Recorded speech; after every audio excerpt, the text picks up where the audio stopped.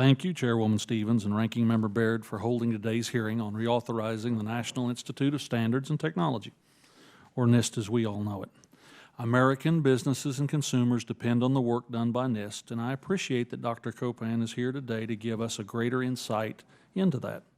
NIST is unusual in that it doesn't have the same name recognition of bigger government agencies, and yet its work touches the lives of every American every day. Standardized, accurate, trustworthy weights and measures are critical to everything from medical tests to accurate GPS directions and from auto manufacturing to cybersecurity. They impact roughly half of the U.S. GNP.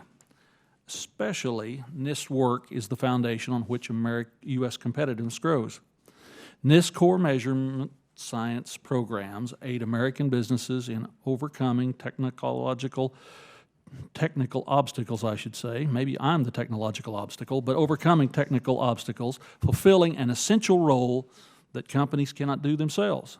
For example, they provide calibrations and standards for industry broadly, from oil and gas to agriculture, aerospace, medicine.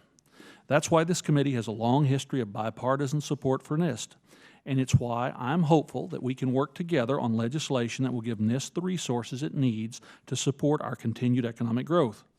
For America to compete globally, we not only need to do effective and be efficient in our current industries, we also need to lead the way to emerging technologies and industries of the future.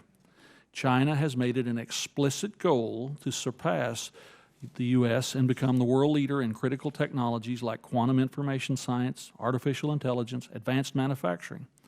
By investing in our STEM workforce, world-class facilities, and the research needed to develop state-of-the-art technologies, we'll secure our R&D and drive progress.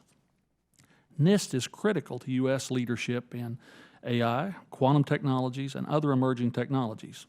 In January, I introduced the Securing American Leadership in Science and Technology Act to address the challenges to American competitiveness. It will double funding for basic research over the next 10 years, which includes doubling funding for NIST labs. It provides infrastructure updates and prioritizes research in industries of the future. As critical technologies are developing for global development, it is critical the United States and its allies continue to shape standards that underpin the technologies themselves and the future international governance of these technologies for generations to come. NIST plays an important role in this arena by developing and disseminating the standards that allow technology to work seamlessly and businesses to operate smoothly. My legislation also takes steps to improve how NIST engages in international standards development. As the reauthorization of NIST is considered by this committee, I hope we can work together to address these issues. And I want to again thank Chairwoman Stevens and Ranking Member Baird for holding today's hearing. And thank you, Dr. Copan, for your leadership of NIST and for your testimony today. And with that, I yield back the balance of my time, Madam Chair. Thank you. If there